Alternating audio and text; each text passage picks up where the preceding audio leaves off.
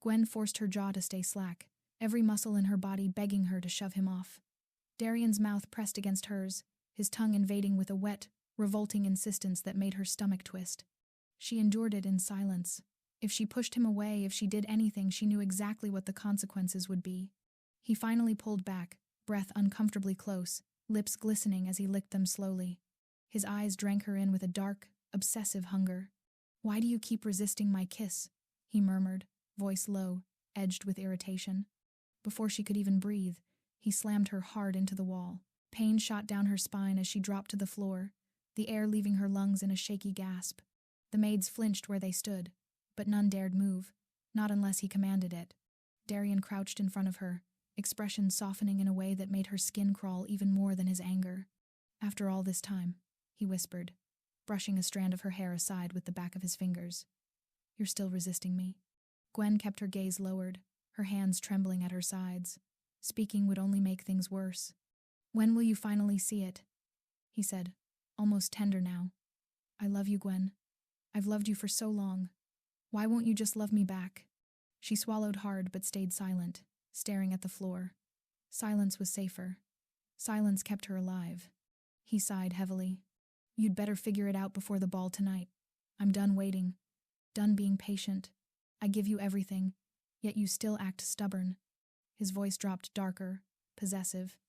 "After tonight, I'll take what's mine. Your virginity belongs to me.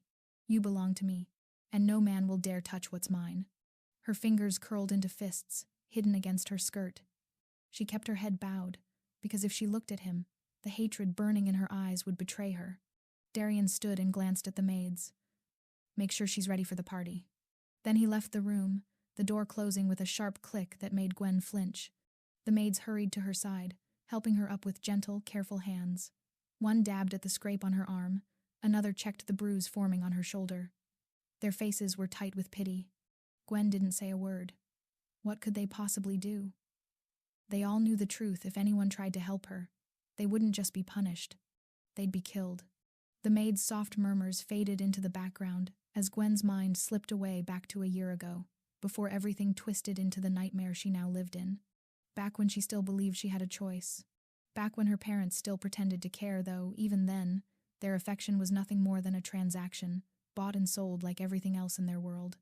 To them, daughters weren't meant to be loved, they were meant to be leveraged. Gwen had rejected every alliance they shoved at her. Old men with greedy smiles, young heirs with eyes that gleamed at the thought of owning her, families that wanted her name or her dowry. She shut them all down, standing her ground even when her parents screamed themselves breathless. For a moment, she thought she'd finally worn them out. Then Darian appeared. The heir to the Alpha throne, the most sought-after bachelor in the kingdom, floating above the crowd like he already owned it. Every woman at the party had tried to catch his eye, their perfumes choking the air, their forced laughter echoing across the hall as they fluttered around him like worshippers. They whispered about his strength, his wealth, his rumored prowess in bed. Some would have offered more than a flirt if he so much as glanced their way. And maybe that was the problem. He was adored by everyone, so he believed everyone should adore him. Gwen had only attended the party because her parents dragged her there, insisting she stop embarrassing the family name and finally choose a suitor who would benefit them. She remembered standing by the balcony, bored, nursing a drink she didn't even like, praying no one would approach. Then he did. Darian had walked straight toward her like he'd been summoned, wearing a smile that made every woman in the room sigh. He introduced himself with confidence dripping off every word, charming and smooth. She didn't. Gwen had given him a polite nod and turned away. That was all it took. A spark lit in his eyes, interest, confusion, wounded pride, then obsession. Her refusal, her lack of awe, her calm indifference, it hooked him deeper than any flirtation ever could. From that night on, he pursued her endlessly. Lavish gifts, public gestures, sweet words whispered too close. And when she didn't respond, the admiration twisted into something darker, claimed, demanded, controlled. Other women began to glare at her, whispering behind their fans. She's just acting shy. No one rejects the future alpha heir. She's being dramatic. She knows she wants him. She's lucky, and she's wasting it. As though she owed him something simply because he wanted her. As though her lack of interest was a challenge he had the right to overcome. His interest had started as an annoyance, then a shadow, then a cage. At first, Gwen tried to ignore him, pretend he would eventually move on to someone who actually wanted him, but the more she tried to create distance, the worse his advances became. He began showing up everywhere. At her training sessions, at her quiet reading spots, at family dinners, even at the healer's ward when she accompanied her grandmother, his presence always looming, always watching. Soon, she realized she couldn't take a single step without feeling his gaze on her back. Her home, once the only place she could breathe, became another prison. Her parents, blinded by the wealth and power he represented, opened their doors to him without hesitation. They allowed him in at any hour, allowed him to walk straight into her room as though her privacy meant nothing. She remembered the first time he walked in while she was bathing. She screamed, covered herself, begged him to leave. He only smiled, leaning against the doorway like it was something romantic. "I want to know every part of you," he'd said softly, as though that excused everything. He started sending her things she never wanted to see, videos, messages, intimate things he insisted were proof of how much he desired her. Her skin crawled each time, her stomach twisting as she deleted them, only for more to arrive. At night, she would wake to find him in her bed, sometimes just watching her, sometimes wrapping an arm around her waist, whispering how peaceful she looked in his arms. No matter how many times she told him to stop, no matter how scared, angry, or desperate she sounded, he only grew more convinced she would eventually understand his love. And her parents? The day they told her they had accepted his bride price, Gwen felt something inside her collapse. She'd always known they valued status over affection, but she never imagined they would sell her off to a man who openly terrified her. "Stop overreacting," her mother had scolded. "He's the future Alpha King," her father added. "This is the best thing that could ever happen to you." They didn't care about her shaking hands, or the tears she tried to hide, or the sick fear lodged in her chest every time Darian's name was mentioned. They cared about money, power, connections. Not her. The first 6 months after that were the worst. Gwen resisted in every way she could think of, locking doors, refusing gifts, avoiding him, begging him to leave her alone. She tried to run once. She never tried again. Because Darian changed. He stopped pretending to be patient. His temper became unpredictable, explosive. He would hit her in a moment of rage, then cradle her face the next second, murmuring apologies, promising he only hurt her because he loved her too much. The cycle repeated over and over until Gwen stopped believing his apologies and stopped believing she would ever escape. He staged incidents, fake rescues meant to make her see him as a savior. He orchestrated threats, attacks, anything to force her into relying on him. Each attempt only filled her with more dread. But no one could help her. No one dared. He was too powerful. Now a full year had passed, and the kingdom was preparing to celebrate him as the next Alpha King. Everyone knew she was his future Luna, his possession. Gwen stared at the floor now, her breath trembling. Her hopes had died long before today. She couldn't ask for help, couldn't run, couldn't fight him and live. So she made the only decision left to her. She would rather die than let Darian take what he claimed he owned. She would rather die than let him break the last piece of herself she still kept safe. Hours later, Gwen stood alone at the far edge of the ballroom, her back pressed lightly against a marble pillar as though it might steady her shaking insides. Music played, nobles laughed, the chandeliers glowed like 1,000 tiny suns, but none of it touched her. She was a ghost. Darian stood on the platform, addressing his people with the confidence of a king already fully seated on the throne. The crowd roared for him, hanging on to every word, desperate to be on his good side. No one dared approach her. Her friends, those who once promised they'd stay no matter what, had disappeared months ago. She didn't blame them. Standing beside her meant standing against Darian. And no one survived that. Gwen looked down at her red gown, the silk hugging her figure, the deep crimson catching the light beautifully. Her hair fell in soft waves down her back. She looked like she belonged at the side of a king. She'd never felt more out of place in her entire life. When Darian finished his speech, applause thundered, and then he descended from the stage straight to her. His eyes gleamed with possession as he wrapped a firm hand around her waist. "There you are," he murmured, pulling her in so tightly her ribs ached. "Did you miss me already?" His voice held the edge of a warning, disguised as affection. Her wolf curled back inside her, trembling. Gwen forced herself to meet his gaze. She made her eyes soften, made herself look like a woman longing for him. "I definitely missed you," she said, steadying her voice the best she could. Darian's smile widened, pleased. Much better. His fingers slid up her spine, making her flinch inwardly. Would you love to dance with me? As if she had a choice. Yes, she whispered. He led her to the dance floor immediately, pulling her flush against him as they swayed to the music. Gwen lifted a fake smile to her lips, feeling her stomach twist with every spin. All around her were familiar faces, neighbors, old schoolmates, cousins of friends, people she had laughed with, people she had once trusted. Now they all looked right past her, treating her like she was invisible, or cursed, or already dead. Her heart cracked quietly inside her chest. I need to get away, she told herself. Just a moment alone. A balcony, a rooftop, something high enough. Her wolf's voice pushed sharply into her mind. Don't you dare think like that. What else can I do? Gwen whispered back, her throat tightening. I can't keep living like this. I can't keep letting him take everything from me. Her wolf didn't answer, because there was no answer. And then Gwen's eyes caught movement near the back of the ballroom. A man, someone she didn't recognize.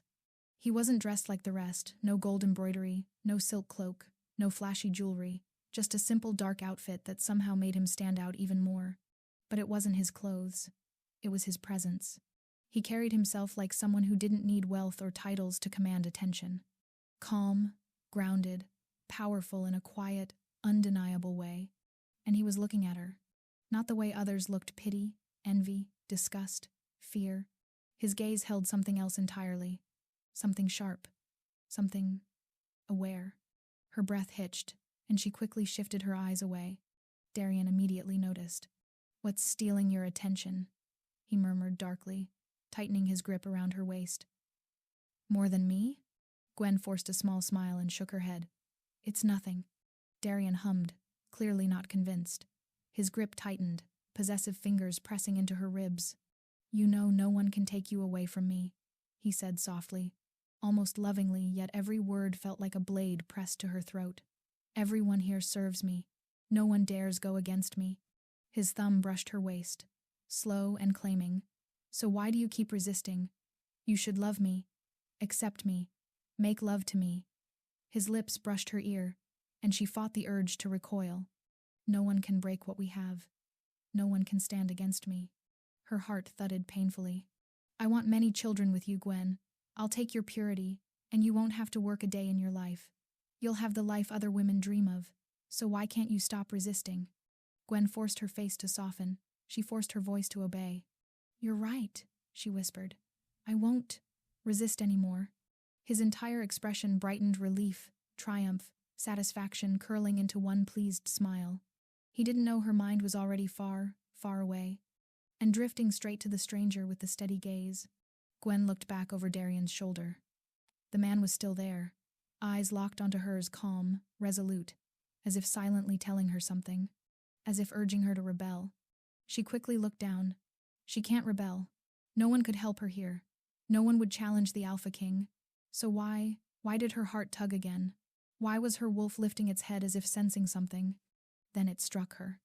The rule. The one rule Darian valued above all else: purity. He obsessed over it, worshipped it, took pride in being the only man to ever touch her. Every single person in this kingdom knew the stigma. Any woman who was intimate with another man before marriage was labeled ruined, slut, defiled, not fit to be a Luna, not fit to be claimed. A kiss alone was enough to tarnish a reputation. A kiss would free her. Darian had made sure no man dared approach her all year. He'd shut down every attempt she made to defile herself, to sabotage the bond. But tonight, she wasn't locked in a room. Tonight, there were too many people. Tonight, someone was staring at her like he already knew her plan. A dangerous, desperate hope sparked inside her. Her and Darian's dance ended, applause echoing. Gwen's breath shook as she tried to steady herself. That wild idea, suicidal, insane, probably fatal, took root and grew fast, curling deep in her chest. She looked at Darian with a strange intensity she didn't even intend. He frowned immediately. Why are you looking at me like that? He asked, suspicious. Gwen's resolve snapped into place. She pulled her hand from his grip quick, startling him, and lifted her gown slightly to jog across the ballroom. Gasps erupted as she moved. People stepped back, confused, curious. She stopped in front of the stranger. He was even taller up close, ruggedly handsome, with eyes that studied her like he saw through every layer she wore. But standing here, Gwen felt guilt twist in her stomach. I'm dragging an innocent man into my madness. He might die because of me. Her resolve wavered. This wasn't fair. This wasn't. Before she could speak, his hand wrapped around her waist, firm, steady, protective in a way she'd never felt. His voice was low, deep, and certain. Kiss me. Gwen froze. He wasn't asking. He was giving her an out. Shock fluttered in her chest, but then the moment snapped, and she lunged into it like it was her only lifeline. She grabbed his collar and pressed her lips to his. The ballroom erupted in shocked cries. Darian shouted her name, but none of it mattered. The stranger kissed her back with a heat that stole her breath.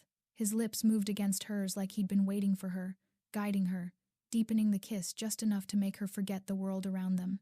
His taste was warm and clean, nothing like the vile pressure of Darian's mouth. His hand slid up her back, gentle but commanding, tilting her closer.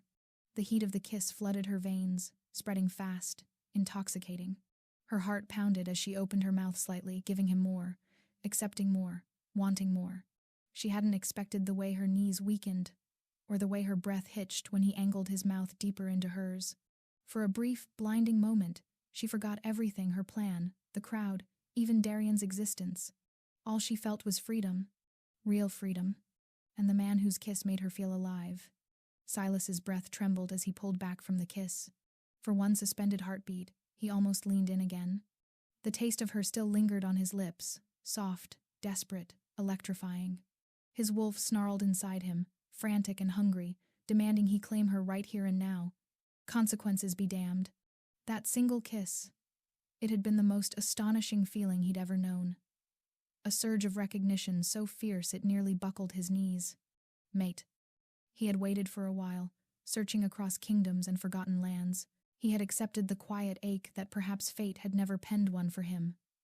But then, she touched him, and the universe roared to life. Just days ago, he had entered Obsidian Crest territory under a forged identity, blending in as nothing more than a scruffy traveler passing through.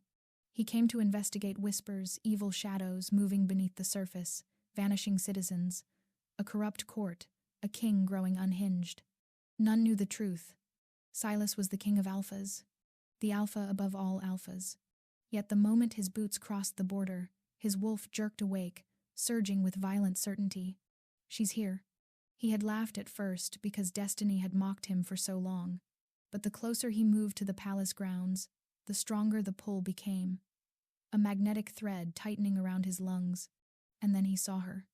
Gwen, his mate, married, bound, claimed by another, and not just any other, by Alpha King Darian. Silas's fury had been volcanic. His vision had gone black at the edges. No one touches what is mine. The wolf repeated it over and over, each word sharp enough to cut through bone. But in the days that followed, he learned the truth. He could not get close to her, not even a glimpse unless Darian allowed it. She was kept like a caged jewel, locked away behind guards, treated as something to own rather than love. Every time Silas tried to orbit the palace, the scent of her fear reached him, her pain, her hopelessness, and his heart tore itself open. What had she endured? What had his mate suffered under Darian's rule? Why did every crack of emotion inside her feel like an echo in his own chest? Tonight she was finally allowed out, unveiled before the court, and when her trembling gaze collided with his across the ballroom, Silas felt it instantly. Recognition, terror, hope. She saw him. Not who he was, but what he was, an escape. He softened his expression, letting her see the promise in it. I will get you out. Even if she didn't know his name, even if she thought he was just a stranger passing through. And when she walked toward him with shaking hands, he already understood her choice, her strategy, her desperation. In Obsidian Crest, a single kiss from another man could shatter Darian's most pathetic obsession, purity. He did not hesitate. Kiss me. She kissed him like she was drowning and he was air. And now that he'd tasted his mate, he knew there was no going back. He had a king to destroy. But for now, he forced himself to step away, jaw tight, every nerve in his body screaming in refusal. He had bigger threats to face. Darian would not let this go, and Silas needed to prepare. Hold on, he thought fiercely, watching Gwen's breath tremble. I'm getting you out, whatever it takes. Darian strode forward as the crowd instinctively parted, creating a wide, trembling path for their king. His expression was a storm, disbelief warring with outrage, painted over by something far darker. Gwen's fingers clamped around Silas's arm. Not gently, not politely, desperately. Her knuckles were white against his sleeve. Her heart beat erratic enough that Silas felt it through her touch. His wolf prowled at the surface, wanting to pull her behind him, shield her completely, but he let her hold him, let her anchor herself however she needed. Because now, there was no going back. Darian halted in front of them, chest heaving, eyes burning with the fury of a man who had never been challenged, never been denied, never been forced to confront the possibility of losing what he believed was his. What? Darian growled, each syllable trembling with barely contained rage. Is the meaning of this, Gwen? He looked at her first like she was the one who owed him an explanation, like she was nothing more than property caught misbehaving. Before Gwen could even gather breath to speak, Silas shifted slightly, placing himself the smallest inch forward. Enough to make the meaning clear. It is exactly what it looks like, Silas said, voice low, steady, unwavering. She has been defiled. And it wasn't by you.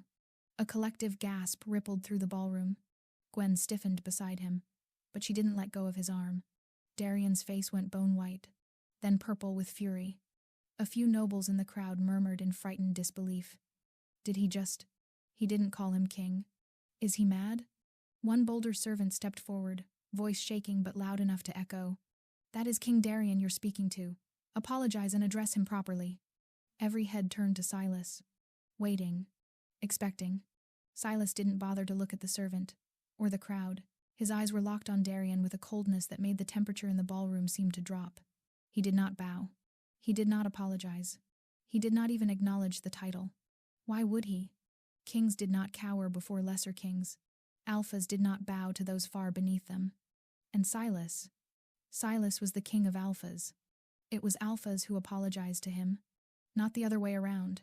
He let the silence grow heavy, suffocating, until the crowd shifted uneasily, sensing something in him they could not quite name. The tension in the ballroom thickened until the air felt too heavy to breathe. Gwen felt Darian's rage pressing against her skin like a scorching flame, but she held tightly to Silas's arm, refusing to let go. For once in her life, she wasn't trembling because of Darian. She was trembling because she was about to do something no one had ever dared. Darian's voice dropped to a deadly calm. Gwen, step away from him. She didn't move. Her heart hammered violently, but her chin lifted a little, just enough for Silas to sense the quiet, reckless bravery building inside her. With dozens of nobles watching, with the law of purity hanging in the balance, and with Darian's wrath tightening like a noose around her throat, Gwen inhaled shakily and spoke. I reject you, she said, her voice thin but audible. I reject you as my mate, Darian. Every sound in the ballroom died. The music, the whispers, the breath of every living soul. Gone. Darian's eyes widened as if she had slapped him across the face. What did you just say? Gwen swallowed, her grip on Silas tightening. I reject you, she repeated, louder this time. I reject your bond. I choose another. Gasps shot through the room. Someone dropped a glass. Crystal shattered across the marble. Darian's jaw clenched so hard a vein pulsed violently in his neck. You choose another? He demanded, his voice cracking into something feral. Him? Gwen looked up at Silas. Silas looked back calm, steady, unreadable, holding her gaze without a flicker of hesitation.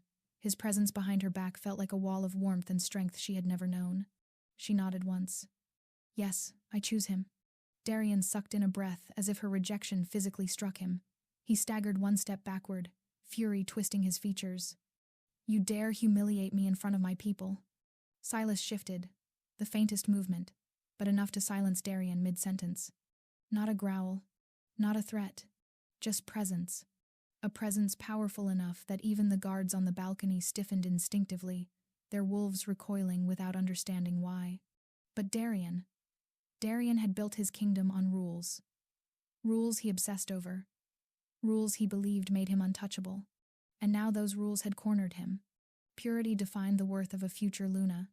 Gwen had just broken it publicly, and the entire ballroom witnessed it, a noble whispered urgently. She kissed another man. The contract is void. She cannot be Luna anymore. The rule says the Alpha King cannot claim a defiled woman. The words spread like wildfire.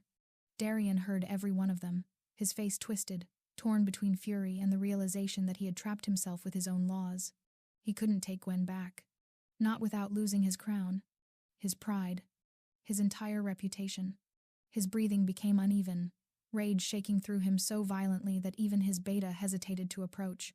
Silas stood tall, silent, letting Darian drown in the consequences of his own obsession. At last, Darian spat. "Fine." The word ripped from his throat like it cost him blood. "Let her go. She is not worthy of me." Gwen's heart dropped. His words should have hurt her, but instead, they freed her. He sneered and added, "Guards, allow them to leave. They have no place in this ceremony. No place. No protection. No guarantee he wouldn't hunt her later." Gwen knew this small window of freedom was temporary, a fragile escape carved from chaos. Darian might be forced to let her walk out tonight, but tomorrow he could decide. Rules didn't matter anymore. She swallowed, forcing her legs to move when Silas gently placed a steadying hand at her back. The moment they stepped past the crowd, Gwen's thoughts spiraled. This won't last. He'll come after me. He'll punish me for humiliating him. Her wolf whimpered in fear. Then Silas's quiet voice brushed her ear, low enough that only she could hear. "You're safe with me." She froze. The warmth in his tone. The certainty. The absolute lack of doubt. He didn't sound like a man taking pity on a stranger. He sounded like someone who already considered her his. She looked up at him, her breath shaky. "He'll come for me," she whispered.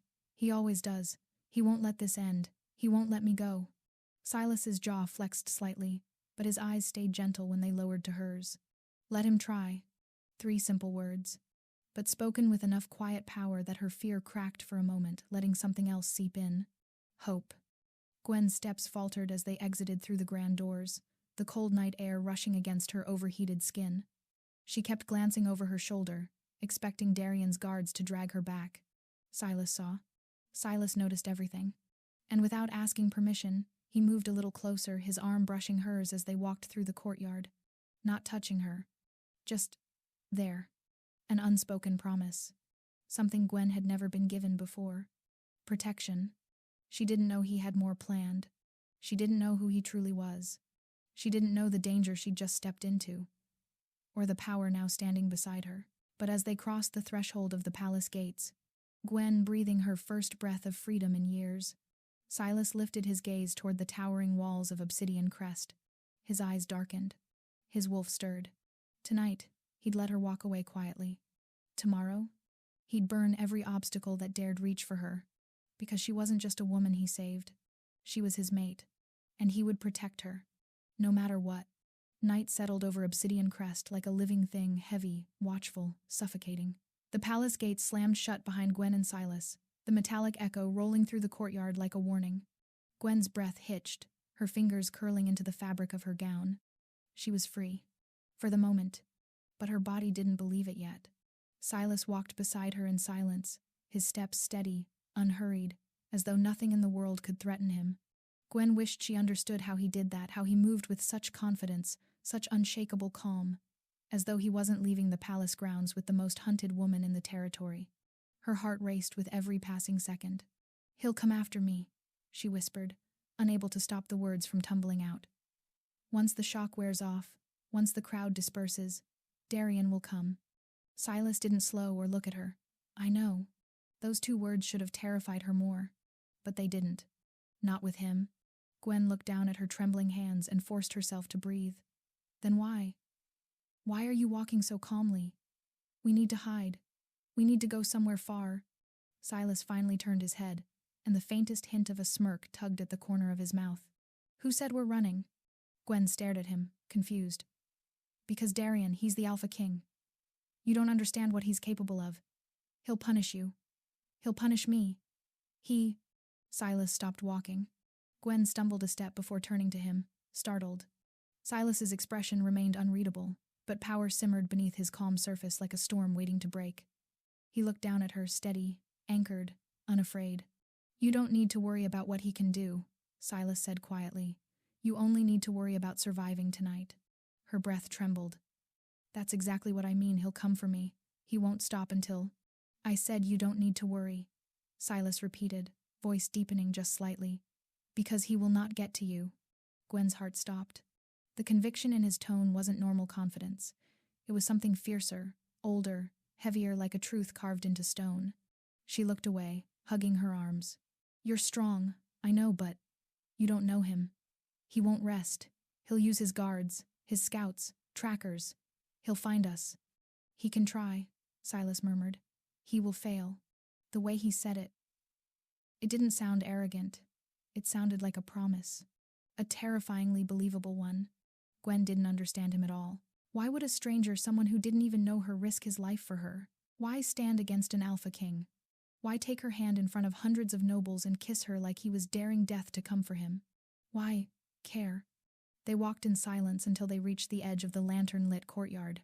The streets beyond were empty, the night cold enough to raise goosebumps across Gwen's arms. She rubbed them, absent-mindedly. Silas noticed instantly. Without a word, he shrugged off his dark coat and draped it around her shoulders.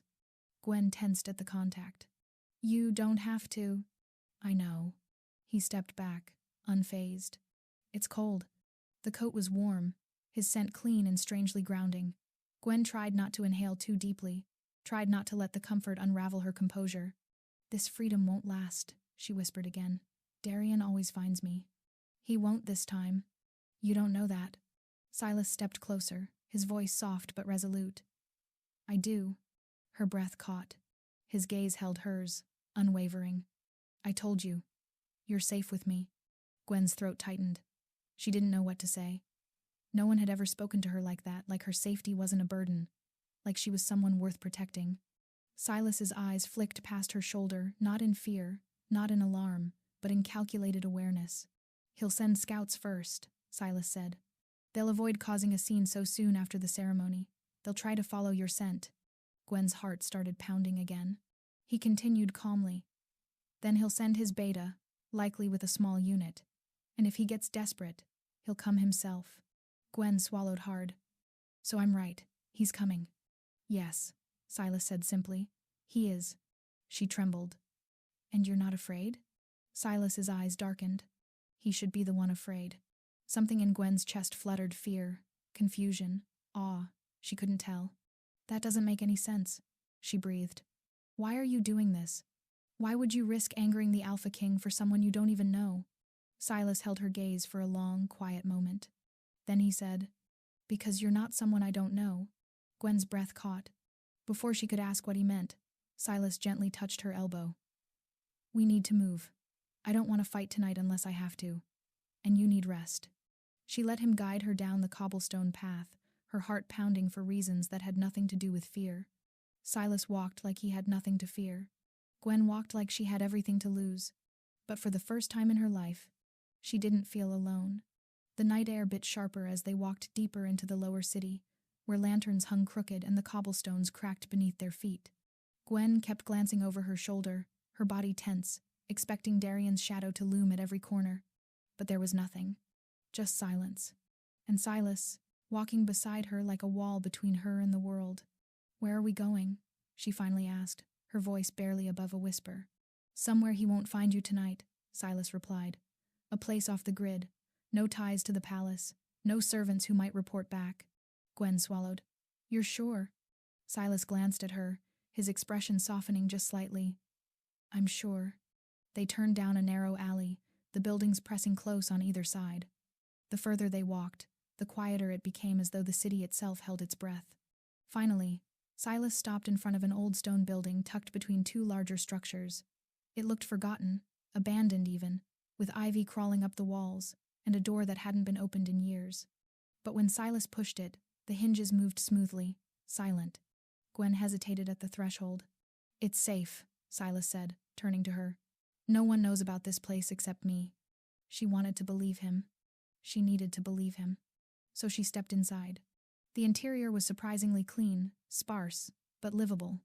A small hearth sat cold in the corner, a few simple pieces of furniture scattered around, and a narrow staircase leading to what she assumed was a bedroom above. The windows were shuttered tight, no light escaping. Silas closed the door behind them and locked it with a quiet click. Gwen stood in the center of the room, still trembling, still waiting for something terrible to happen. Her fingers clutched his coat tighter around her shoulders. "You should sit," Silas said gently, gesturing to the worn sofa near the hearth. "I'll start a fire." Gwen nodded numbly and lowered herself onto the cushions. Her legs felt like they might give out at any moment. She watched as Silas knelt by the hearth, stacking wood with practiced ease, striking flint until flames caught and began to crackle softly.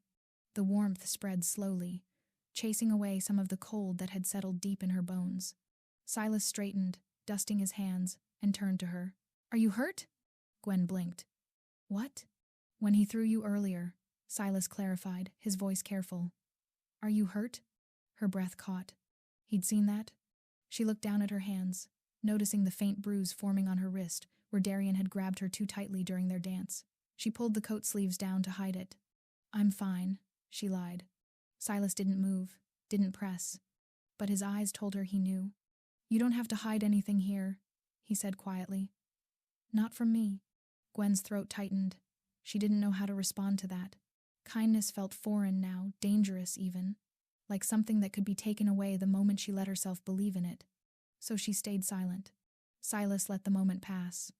He moved to the small kitchen area, rummaging through a cabinet before pulling out a tin. "I'll make tea," he said, "something warm." Gwen watched him work, her mind still spinning. Who is this man? He moved with quiet confidence, unbothered by the chaos they'd just walked through. No fear, no panic, just calm. And yet, there was something else beneath it, something she couldn't quite name, a weight in his presence that made the air feel heavier, safer, like being near him meant nothing could reach her.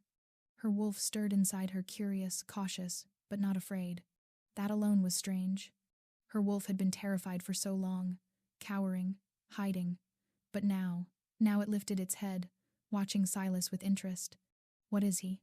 Silas returned with 2 chipped mugs, steam rising from them.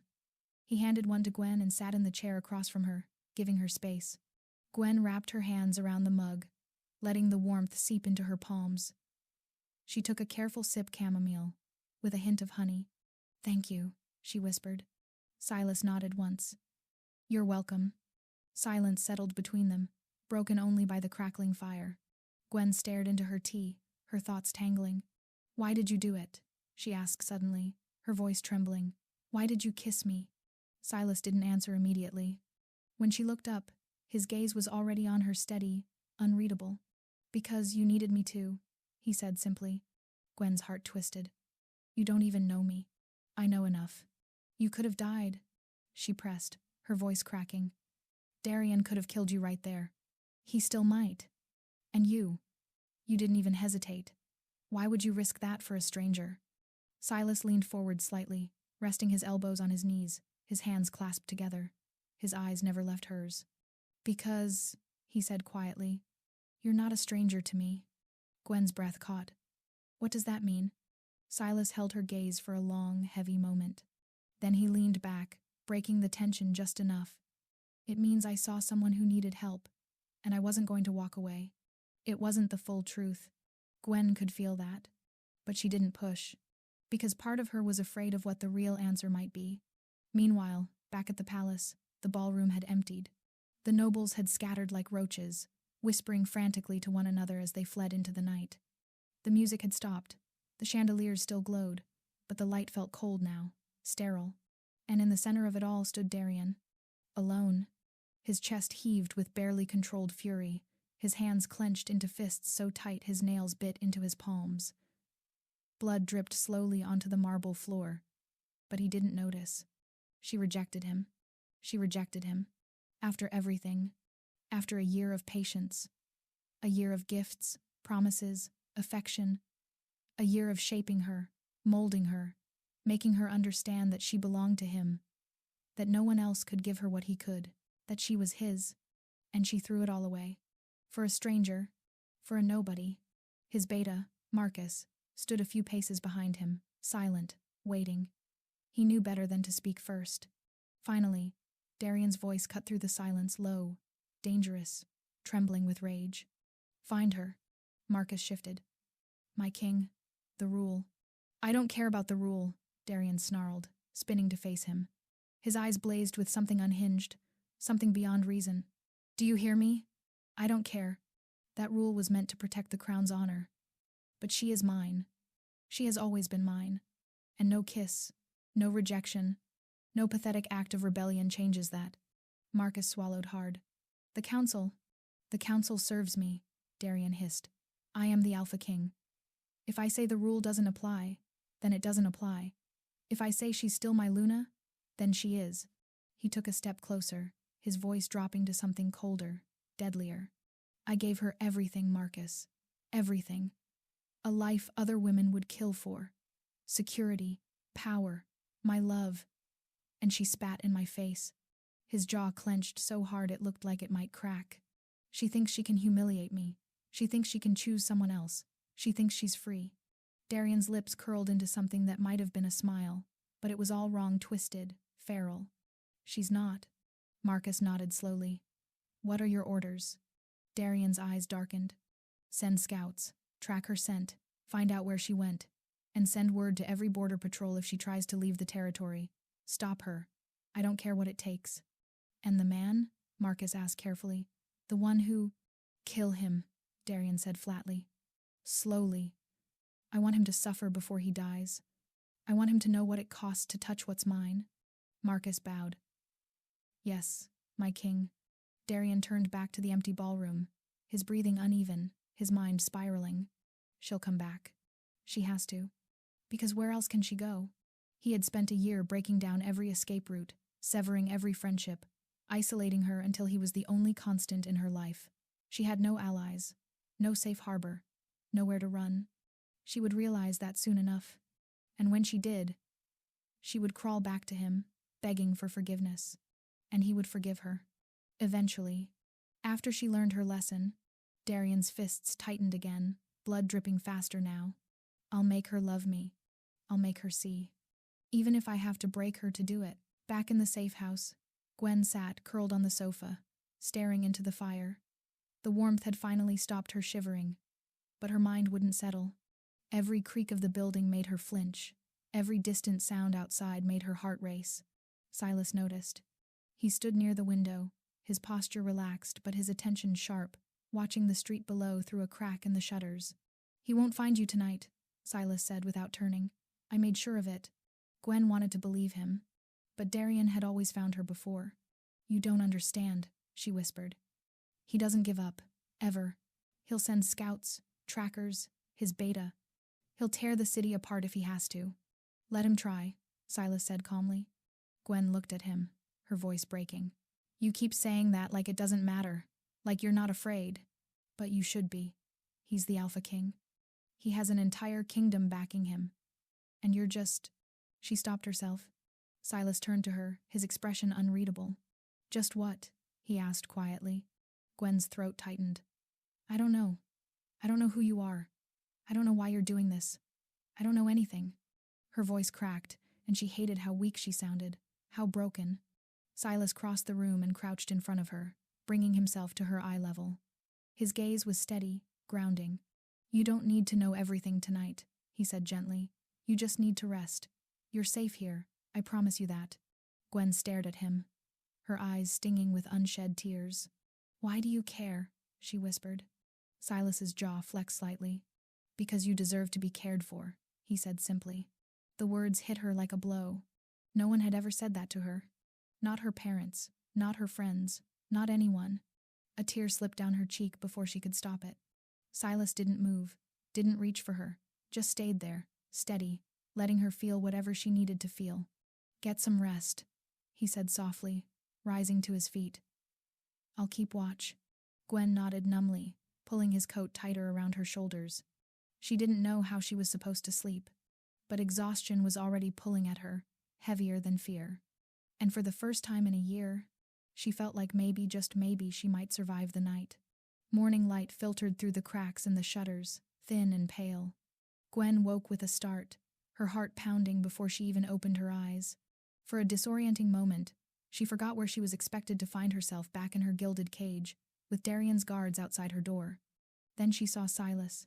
He sat in the chair by the window, exactly where he'd been when she'd finally drifted off. His posture was relaxed but alert, eyes scanning the street below. He hadn't slept. "You're awake," he said without turning. Gwen sat up slowly, her body aching from tension she hadn't released even in sleep. "Did you stay there all night?" "Yes. You should have slept. I don't need much." Silas finally looked at her, his expression unreadable. "How do you feel?" Gwen wanted to say fine, but the word died in her throat. She felt raw, exposed, like she'd shed a layer of skin and everything hurt now. "I don't know," she admitted. Silas nodded once, as if that answer made perfect sense. He rose from the chair and moved toward the small kitchen. "I'll make breakfast. Stay away from the windows." The command was gentle but firm. Gwen pulled his coat tighter around herself. She'd fallen asleep in it and watched as he worked. Bread, cheese, some dried fruit he'd found in the cupboards. Simple, practical. "Where did you get all this?" she asked. "I prepared this place a while ago," Silas said, "in case I needed it." Gwen frowned. "You planned for this? For me?" Silas paused, his back to her.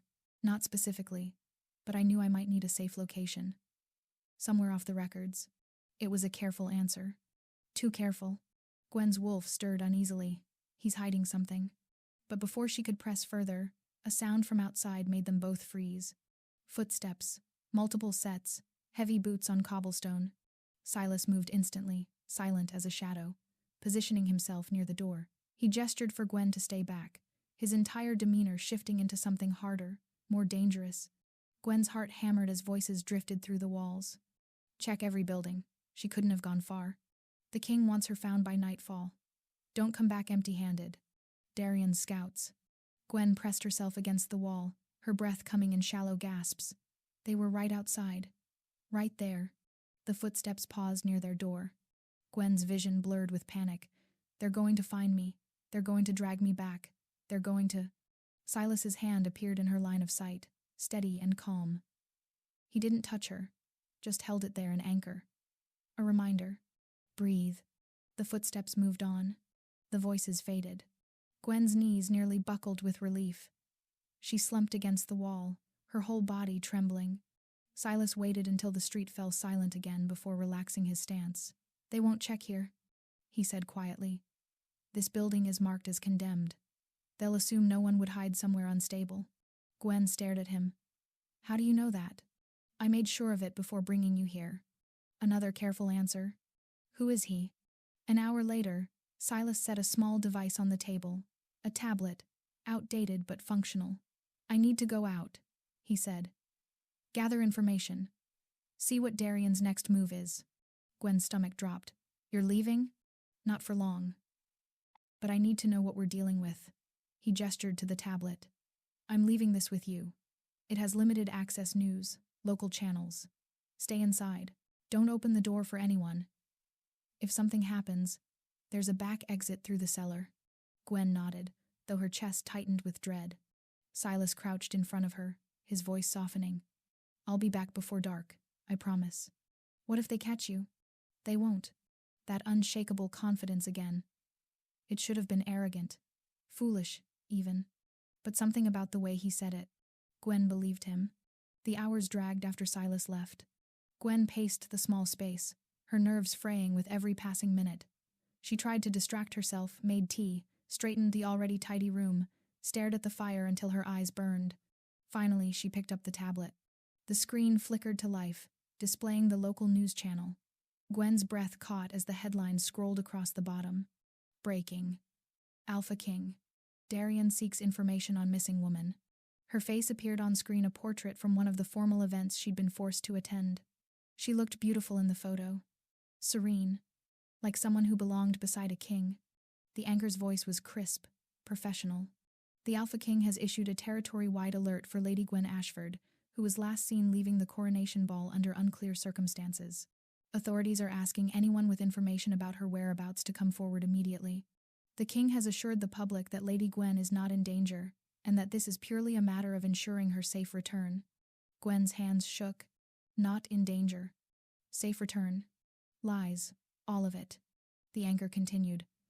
A substantial reward has been offered for credible information leading to her location. The Alpha King emphasizes that Lady Gwen requires medical attention and should not be approached by civilians. Gwen's stomach twisted. Medical attention. Another lie to make her sound unstable. Dangerous, even. To justify whatever he planned to do when he found her. She set the tablet down, her hands trembling too badly to hold it. He's never going to stop. The reality crashed over her like a wave. Darian had the resources, the power, the entire kingdom at his disposal. And she had... what? A stranger who promised to protect her? A crumbling safe house that could be discovered at any moment? Her wolf whimpered softly. We can't go back. We can't. I know, Gwen thought desperately. But where can we go? Silas returned just as the sun began to set.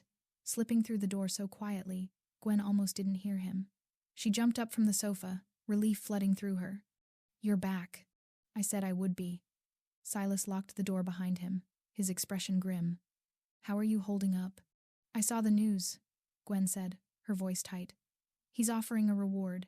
He's telling people I need medical help. He's making me sound unstable, Silas finished. I know, I heard. Gwen wrapped her arms around herself. What did you find out? Silas moved to the table, setting down a worn leather satchel. Darian's mobilized his full guard. Border patrols have been doubled. He's not just looking for you, he's making sure you can't leave the territory. Gwen's heart sank. So I'm trapped. For now. Silas pulled out a folded map, spreading it across the table. But I also found something else. Gwen moved closer, studying the map.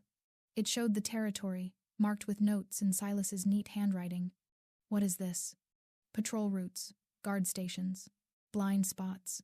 Silas pointed to a section of the eastern border. There's a gap here. It's heavily forested, difficult terrain. Darian's relying on natural barriers instead of manpower. So we could escape? Eventually. But not yet. Silas's jaw tightened. There's something else going on. Missing people. Citizens vanishing without explanation. I've been tracking it for weeks. Gwen frowned. What does that have to do with us? I don't know yet. But Darian's involved. And whatever he's hiding, it's bigger than just his obsession with you. Gwen stared at him, her suspicion growing. How do you know all this? How do you have access to patrol routes and guard stations? How did you even know to prepare this safe house? Silas met her gaze, his expression carefully neutral. I told you, I've been in the territory for a while. I pay attention. That's not an answer, Gwen pressed. You move like a soldier. You talk like someone who's used to giving orders. You're not afraid of the Alpha King. And now you're investigating missing people like it's your job. She took a step closer, her heart pounding. Who are you really? Silas held her gaze for a long moment. Someone who wants to help you, he said quietly. That's not good enough. Gwen's voice trembled with frustration. You're asking me to trust you with my life. The least you can do is tell me the truth. Silas's jaw flexed. For a moment, she thought he might actually answer. Then he turned away. The truth is complicated. Then uncomplicate it. I can't. Not yet. He looked back at her, something almost apologetic in his eyes. I'm not your enemy, Gwen. I need you to believe that. Why should I? Because I'm the only reason you're still free right now. The words hung heavy between them. Gwen wanted to argue, wanted to demand answers. But he was right. Without him, she would already be back in Darian's clutches. Or worse. She exhaled shakily, her anger deflating into exhaustion. I need to know I'm not making another mistake. I've trusted the wrong people before. Silas's expression softened. I know, and I'm asking you to trust me anyway, just a little longer. Gwen studied him, this stranger who kissed her, protected her, kept her safe. This man who moved through the world like he owned it, yet treated her like she was made of glass. Her wolf stirred again, uncertain but not afraid. He's hiding something, it whispered. But he's not lying about protecting us. Gwen didn't know if that was enough. But for now, it had to be. Okay, she said quietly. A little longer. Silas nodded once, relief flickering across his features. Thank you. As night fell, Gwen sat by the fire while Silas returned to his post by the window. The tablet sat dark on the table, the news cycle repeating Darian's lies over and over. Gwen pulled Silas's coat tighter around herself and closed her eyes. Who are you, Silas? And more importantly, why did her wolf keep insisting she already knew the answer? 3 days passed in tense silence. Gwen stayed inside, pacing the small space like a caged animal. Silas came and went, always returning before dark, always bringing news that made her stomach twist tighter. Darian had increased patrols, offered a larger reward, started questioning anyone who'd been at the ball that night. He wasn't giving up. He was escalating. On the 4th morning, Silas returned earlier than usual, his expression darker than Gwen had ever seen it. "We need to move," he said, already gathering supplies. "Now?" Gwen's heart lurched. "What happened?" Someone talked. "One of the merchants I've been getting information from, Darian's men, got to him." Silas moved with swift efficiency, packing food, water, the map. "They'll be here within the hour." Gwen felt the blood drain from her face. "Where do we go?" "The eastern border, the gap I told you about." Silas handed her a dark cloak. "Put this on. Keep your hood up." Gwen's hands trembled as she fastened the cloak. This was it. They were really running now. No more hiding, no more waiting. Just survival. They slipped out through the cellar exit, emerging into a narrow alley that reeked of garbage and damp stone. Silas moved ahead, checking each corner before gesturing for Gwen to follow. The city was waking up, merchants opening shops, workers heading to their posts. No one looked at them twice. They made it to the city's edge by midday, the buildings giving way to sparse farmland and dense forest beyond.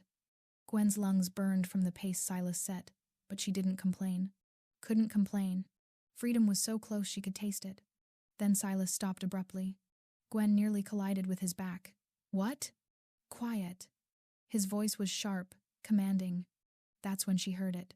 Footsteps, multiple sets, coming from ahead and behind.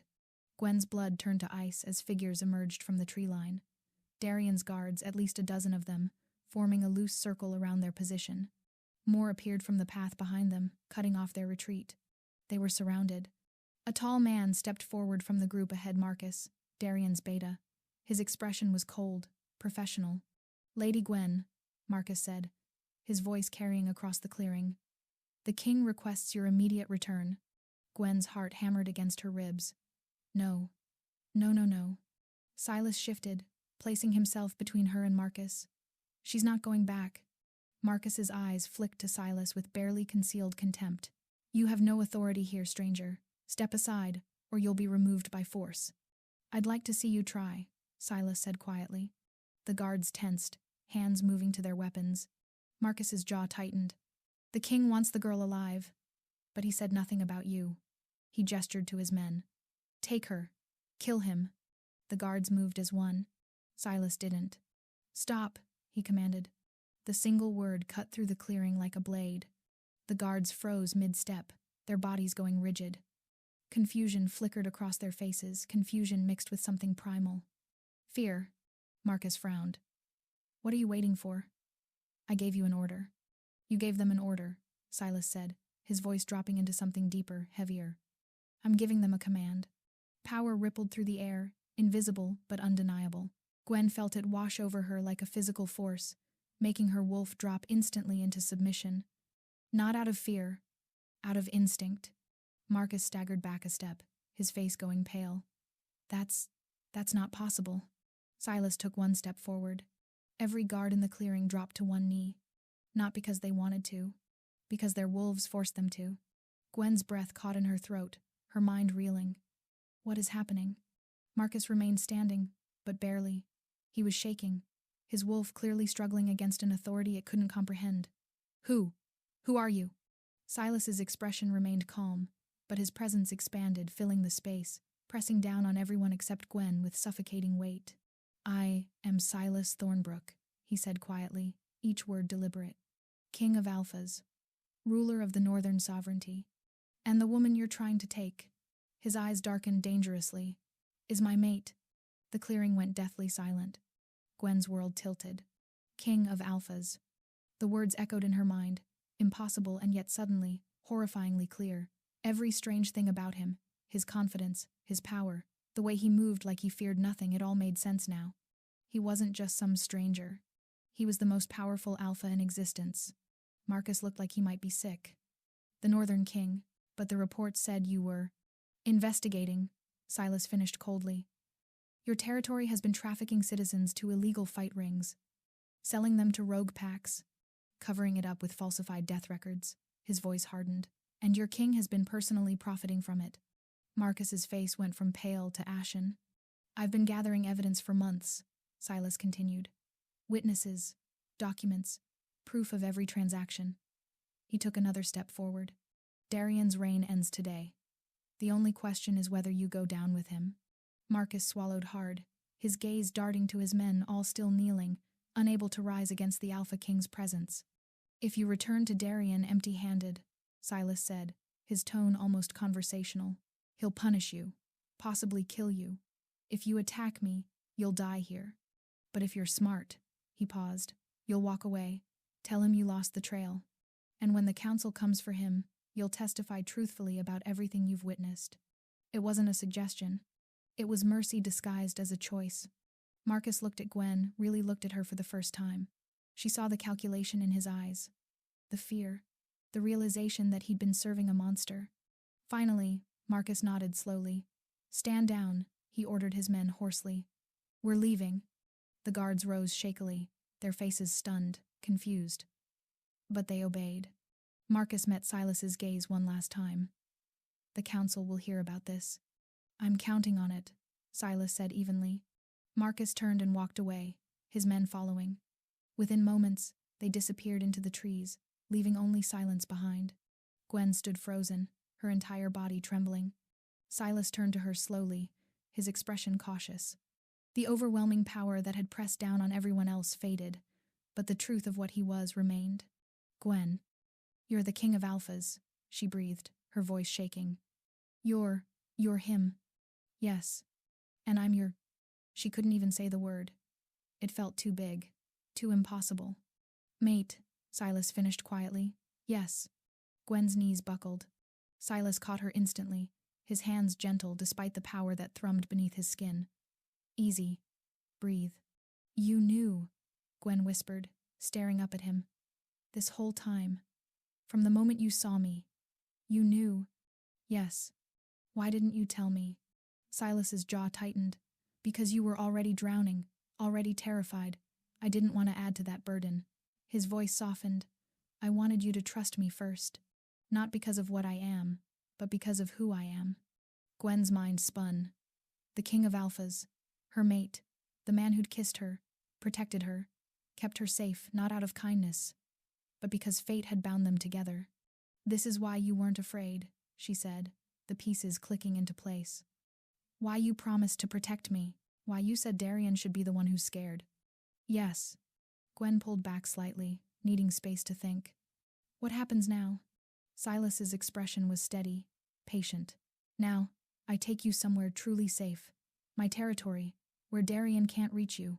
And then, his eyes hardened. I deal with him. You're going to kill him. If necessary. Silas's voice held no apology.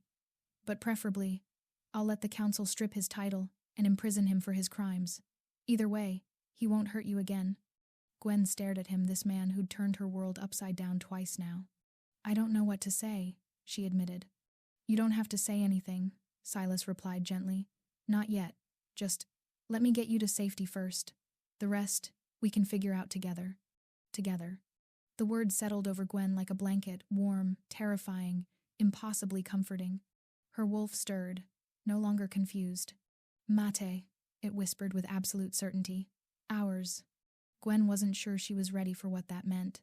But as Silas offered his hand, steady and sure, she realized something else. For the first time in a year, she actually had a choice. And she chose to take it. They walked in silence for the first hour, following a path only Silas seemed to see. The forest grew denser, the trees older, their branches weaving together overhead like a protective canopy. Gwen's mind churned with everything she'd learned, every revelation still settling like stones in her chest. King of Alphas. Mate. The words felt surreal, too large to fit inside her understanding of the world. Finally, she couldn't take the silence anymore. How long have you known? She asked, her voice barely above a whisper. About us being mates. Silas glanced back at her, his expression careful. From the moment I crossed into Obsidian Crest territory, my wolf felt the pull immediately. He paused. It took me 2 days to find you." 2 days, Gwen repeated numbly. "And you've been watching me since then?" "Protecting you," Silas corrected gently. "There's a difference." Gwen wrapped her arms around herself. "You saw everything, didn't you? What he did to me. How he—" Her voice cracked. "How trapped I was." Silas stopped walking, turning to face her fully. His jaw was tight, his eyes dark with barely restrained fury. "Yes, I saw. And you didn't intervene." "I couldn't." The admission seemed to cost him. "Not without proof of Darian's other crimes. If I'd simply taken you, it would have started a war between territories. Darian could have claimed I kidnapped his intended Luna, and the council would have been forced to side with him." His hands clenched into fists. "I had to wait, gather evidence, build a case strong enough that no one could dispute it." "So you just watched," Gwen said, something bitter creeping into her tone. "While he hurt me. Every day I waited felt like torture," Silas said, his voice raw. "Every time I saw him touch you, heard him speak to you that way. My wolf demanded I rip his throat out." He took a breath, steadying himself. "But I knew that if I acted too soon, I'd lose you forever. Darian would have locked you away somewhere I couldn't reach. So I waited. And I hated every second of it." Gwen studied his face, the tension in his shoulders, the pain barely hidden behind his composure. He wasn't lying. She could feel that much. "When you kissed me at the ball," she said slowly, "you already knew what it would mean, that it would free me from him." "Yes. So you were just waiting for an opening." Silas's expression softened. "I was waiting for you to choose freedom. I couldn't make that choice for you, Gwen. It had to be yours." The words settled over her, heavy with meaning. She had chosen, and he'd given her the tool to make that choice real. "I dragged you into danger," Gwen whispered. "That night, when I walked up to you, I thought I was condemning a stranger to death. I didn't know you could handle it." "You were trying to save yourself," Silas said quietly. "That took more courage than you know." Gwen's throat tightened. "I wasn't brave. I was desperate. Sometimes they're the same thing." They stood in the dappled forest light, the weight of revelation hanging between them. Gwen wanted to be angry at him for waiting, for not telling her sooner, for letting her suffer. But beneath the anger was something else. Relief. Because she wasn't alone anymore. "What happens when we reach your territory?" she asked. "You'll be under my protection. Officially." Silas's gaze held hers. "No one will touch you. No one will hurt you. And you'll have time to heal." "And us." The word felt strange on her tongue. "This. Mate bond. What does that mean?" Silas was quiet for a moment, choosing his words carefully. "It means we're connected. Fate chose us for each other. But," he stepped closer, his voice gentle, "I'm not Darian, Gwen. I won't force anything. The bond doesn't require you to accept me immediately. Or ever. If that's what you decide." Gwen's eyes widened. "You'd let me reject you?" "Yes." The answer was immediate, unflinching. "You've had your choices stolen from you for too long. I won't be another man who takes them away." His expression softened. "If you want time, you'll have it. If you want space, I'll give it. And if you decide the bond isn't something you can accept, I'll respect that too." Tears pricked Gwen's eyes. She blinked them back furiously. "You're really different from him." "I hope so," Silas said quietly. Gwen looked away, overwhelmed. Part of her wanted to trust him completely, to fall into the safety he offered. But another part, the part Darian had broken and brutalized, screamed warnings. What if this is just another cage? What if he's just better at hiding his control? Her wolf stirred. Adamant. "He's not like that. You know he's not." But knowing and believing were two different things. "I need time," Gwen finally said, "to process all of this, to figure out who I am without Darian's shadow over me." "Take all the time you need," Silas replied. "And you won't pressure me? Won't expect anything?" "No." His voice was steady, sincere. "You set the pace, Gwen. Always." Something in Gwen's chest loosened slightly. Not trust, not yet, but possibility. Maybe, just maybe, she could breathe again. They reached the border of the northern sovereignty as dusk fell. Gwen felt the shift immediately. The air seemed cleaner somehow, the oppressive weight she'd carried for so long lifting slightly. 2 guards stood at the crossing, their posture snapping to attention the moment they saw Silas. "Your Majesty," one said, bowing deeply. "We weren't expecting you back so soon." "Change of plans," Silas said. "This is Gwen. She's under my personal protection. Spread the word anyone who threatens her answers to me directly." The guards' eyes widened slightly as they looked at Gwen, understanding dawning on their faces. "Of course, Your Majesty. Welcome, my lady." Gwen nodded mutely, still processing the sudden shift. These men bowed to Silas like it was instinct, addressed him with genuine respect, not fear. Everything felt different here. They continued through the territory, passing through a small village as night settled in. People glanced at them curiously, but without hostility. Some even smiled. No one looked at her like she was property. Finally, they arrived at a modest stone building nestled at the edge of the village, larger than the safe house but not ostentatious. Warm light glowed from the windows. "This is one of my secondary residences," Silas explained. "Private. Secure. You'll stay here until we figure out next steps." Gwen hesitated at the threshold. "Where will you stay?" "There's a guest house nearby. Close enough to respond if you need me, far enough to give you space." He met her eyes. "You're safe here, Gwen. I promise." She wanted to believe him. Slowly, she nodded and stepped inside. The interior was simple but comfortable, a sitting room with a crackling fireplace, a small kitchen, stairs leading to what she assumed were bedrooms. Everything felt warm, lived in, nothing like Darian's cold, oppressive palace. "There's food in the kitchen," Silas said. "Fresh clothes upstairs. If you need anything, there's a bell by the door. Someone will come immediately." Gwen turned to him, suddenly aware that he was about to leave. Panic fluttered in her chest. "Wait," she said quickly. Silas paused. "Yes? She struggled for words. "Thank you. For everything. For saving me. For not being him." Silas's expression softened. "You don't have to thank me for treating you like a person, Gwen. That's the bare minimum." "It's more than I've had in a long time," she whispered. They stood in the doorway, the space between them heavy with unspoken things. Gwen's wolf pressed against her consciousness, urging her closer to him. But her mind held back, still afraid. "Get some rest," Silas said gently. "Tomorrow we'll talk about what comes next." He turned to leave. "Silas?" He looked back. "I'm glad it was you," Gwen said softly. "At the ball. I'm glad fate chose you." Something flickered in Silas's eyes, relief, tenderness, hope. "So am I," he said. And then he was gone, the door closing softly behind him.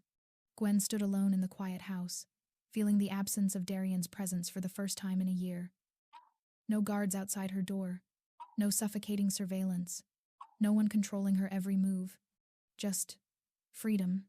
She sank onto the sofa, her body finally releasing tension she'd held for so long. Tears came then, not of fear or pain, but of overwhelming relief. She was free, and for the first time, she let herself believe it might actually last. Outside, Silas stood in the darkness, his wolf pacing restlessly. "She's safe now," he told himself. "That's what matters." But walking away from her even just to the guest house felt wrong. Every instinct screamed at him to stay close, to guard her, to never let her out of his sight. But she needed space, and he would give it to her, even if it killed him. The palace felt colder without her. Darian stood at the window of his private chambers, staring out at the darkened city below. 3 days since she'd vanished with that stranger. 3 days of fruitless searching, of reports coming back empty, of his rage building like pressure in a sealed container. She was out there somewhere. His Gwen, and someone had taken her from him. A knock at the door interrupted his spiraling thoughts. "Enter," he said flatly. The door opened to reveal Gwen's parents, Lord and Lady Ashford, their faces etched with practiced concern. Her mother's eyes were red-rimmed, though Darian suspected the tears were more for their lost status than their lost daughter. "Your Majesty," Lord Ashford said, bowing deeply. "We came as soon as we heard. This is unconscionable. Our daughter's behavior has been influenced." Lady Ashford cut in quickly. "That man, whoever he was, must have coerced her. Gwen would never humiliate you like this willingly. She's not thinking clearly." Darian's jaw clenched. They were making excuses, trying to salvage their position. "She rejected me," he said coldly, "in front of the entire court." "A moment of madness," Lord Ashford insisted, stepping forward. "Your Majesty, You must understand, Gwen has always been headstrong, difficult, but she's young, foolish. She doesn't understand what she's thrown away. What we've all thrown away, Lady Ashford added, her voice cracking with genuine distress now. Not for Gwen, for themselves.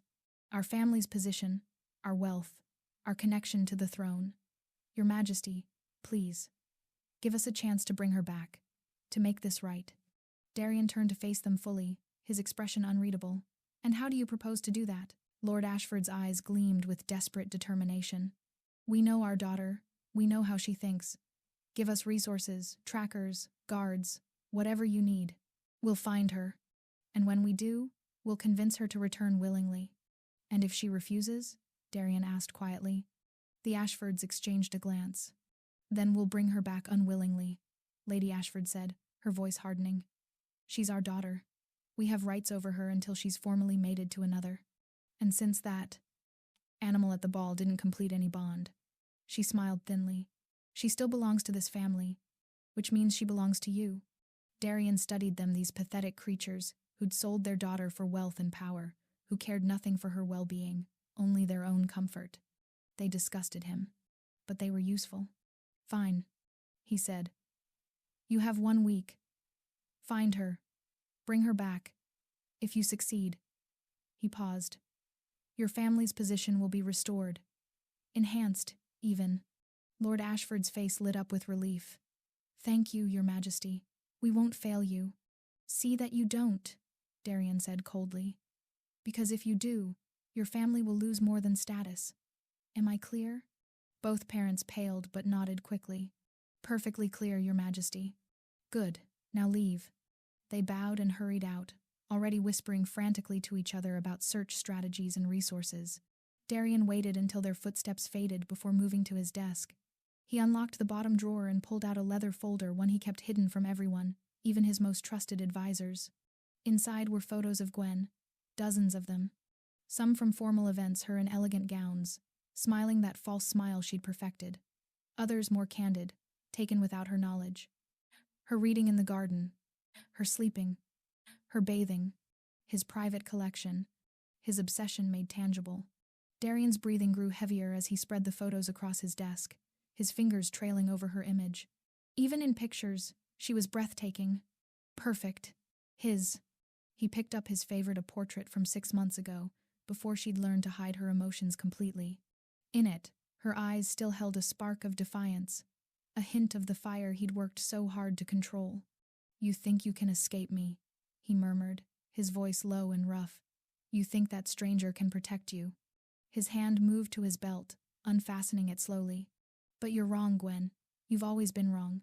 He sank into his chair, the photo propped in front of him as his hand slid lower. His breath came faster, his eyes locked on her image. You belong to me, he whispered, his voice taking on that same possessive edge it always had when he touched her. Your body, your mind, your purity, everything. No kiss changes that. No rejection changes that. His grip tightened as pleasure built, his imagination filling in what the photo couldn't show.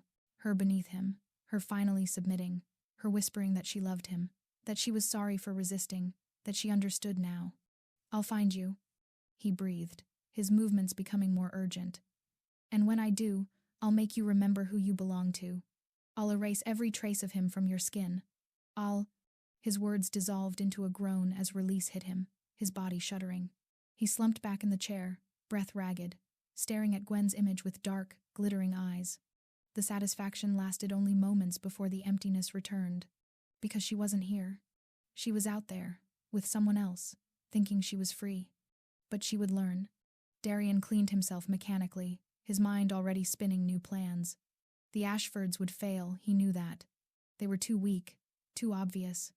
But they would serve as a distraction, drawing attention while he worked on something more permanent.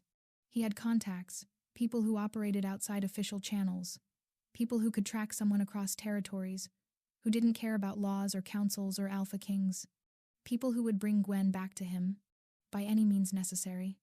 Darian carefully returned the photos to the folder and locked it away. Then he moved to the window again, staring out at the night. Run as far as you want, he whispered to the darkness. Hide wherever you think is safe. It doesn't matter. His reflection in the glass smiled cold, determined, unhinged. "You're mine, Gwen. You've always been mine. And I always get what's mine." Behind him, the room fell silent except for the ticking of a clock. Counting down. Waiting. Meanwhile, across the territory border, Gwen woke from her first peaceful sleep in over a year. Sunlight streamed through unfamiliar windows. Birds sang outside. The air smelled clean, free of the suffocating perfume Darian always wore.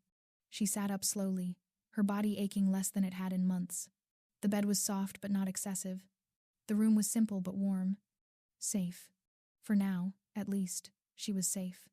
And somewhere nearby, Silas kept watch. Not as her captor. As her protector. Gwen's wolf stirred contentedly, and for the first time in forever, she didn't push the feeling away. Maybe, just maybe, she could start to heal. But in the back of her mind, a small voice whispered a warning. Darian isn't done. He'll never be done. And he's coming.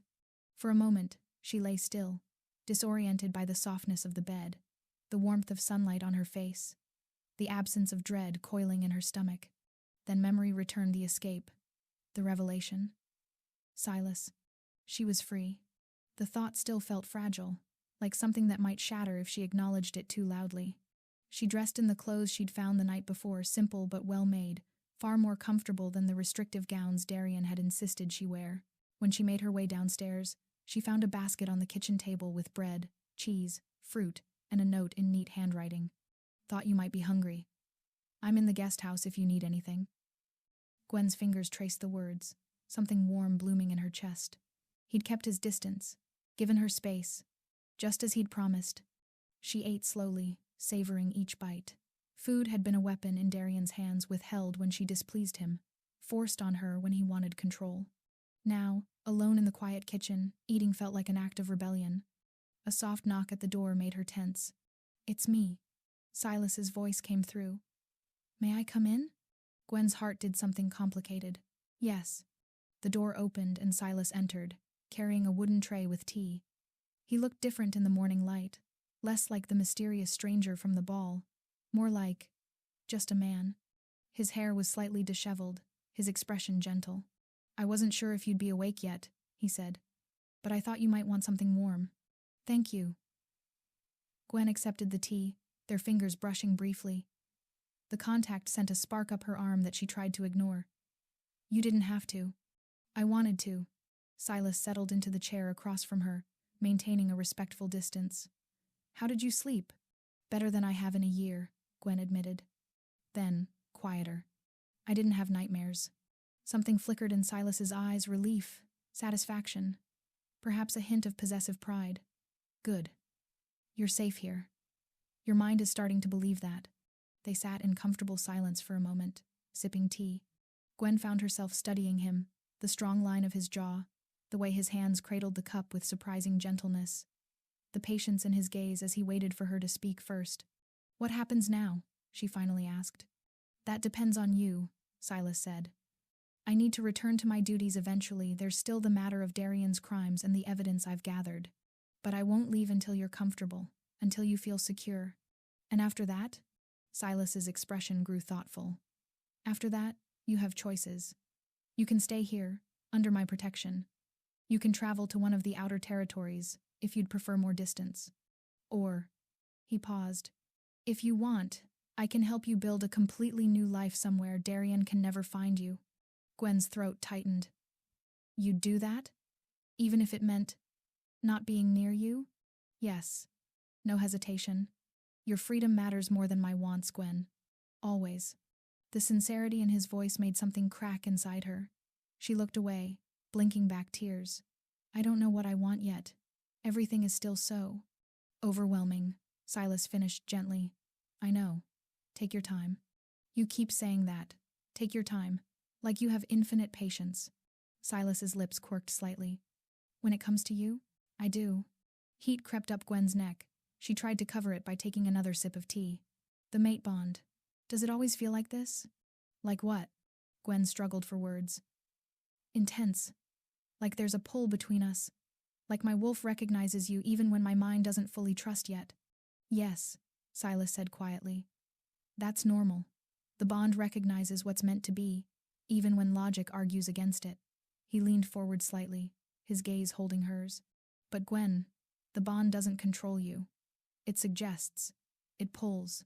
But you always have a choice. If you tell me to leave, I'll leave.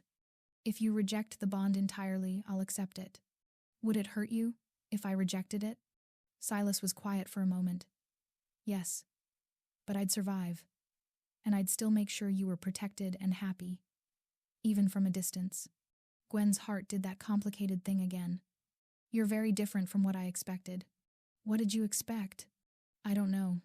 Someone more. Demanding. Possessive. Alphas are supposed to be controlling, especially about their mates. Some are, Silas acknowledged. But strength isn't about control, Gwen. Real strength is knowing when to hold on and when to let go. When to protect and when to step back. His voice softened. You've been controlled enough for a lifetime. I won't add to that. Gwen set down her tea with trembling hands. Why are you so patient with me? I'm broken. Damaged. There are probably hundreds of women who would. You're not broken, Silas interrupted firmly. You're healing. There's a difference. He held her gaze, unwavering. And I don't want hundreds of other women. I want you, exactly as you are, scars and all. The words landed like a blow, not painful, but stunning. Overwhelming. Gwen stood abruptly, needing space, needing air. She moved to the window, wrapping her arms around herself. I don't know how to do this, how to let someone in again, how to trust that you won't not. Her voice broke. She heard Silas rise, but he didn't approach. He stayed back, giving her space even now. You don't have to know yet, he said gently. We can take this as slowly as you need. Days, months, years. However long it takes for you to feel safe. And if I never feel safe? Gwen whispered. What if Darian broke something in me that can't be fixed? Then we'll work with what remains, Silas said simply. And I'll still be here. Gwen turned to face him, tears streaming down her cheeks. Why? Why would you wait for someone so damaged? You're a king. You could have anyone. Because you're worth waiting for, Silas said, his voice raw with conviction. Because when I look at you, I don't see damage. I see strength. Survival. A woman who endured hell and still found the courage to choose freedom. He took one careful step closer. You're magnificent, Gwen. And if you never see that, I'll spend the rest of my life showing you. The tears came harder now, grief and relief and hope all tangled together. Gwen's legs trembled, and Silas moved instinctively, catching her before she could fall. He held her carefully, like she might shatter, one arm supporting her while the other hovered uncertainly. Can I? He asked softly. Gwen nodded against his chest, and his arm came around her fully, solid and warm and safe. She sobbed into his shirt while he held her, murmuring quiet reassurances, his hand rubbing gentle circles on her back. It wasn't romantic or passionate. It was just comfort.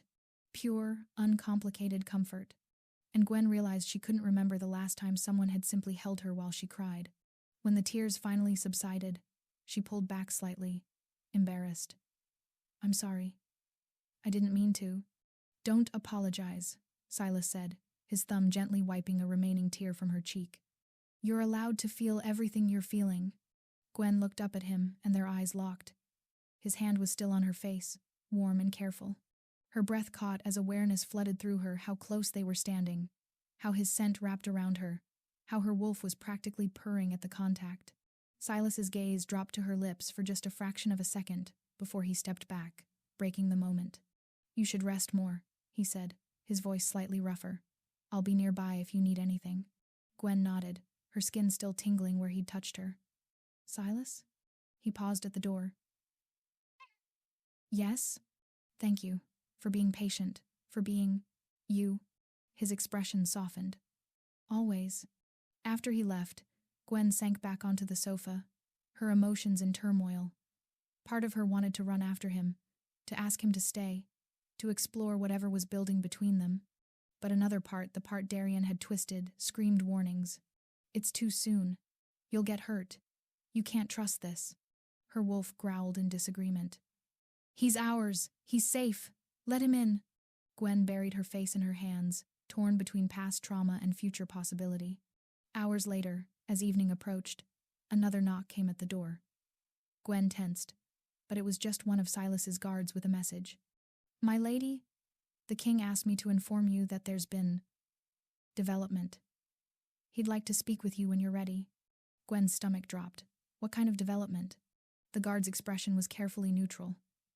"Perhaps it's better if His Majesty explains." Gwen found Silas in the small study of the guest house, papers spread across the desk. His expression was grim. "What is it?" she asked, dread pooling in her stomach.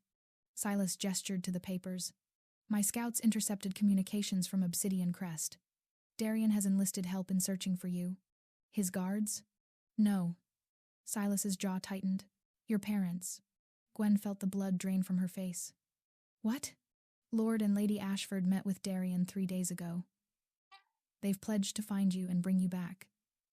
In exchange, he's promised to restore their wealth and status." The words hit her like physical blows.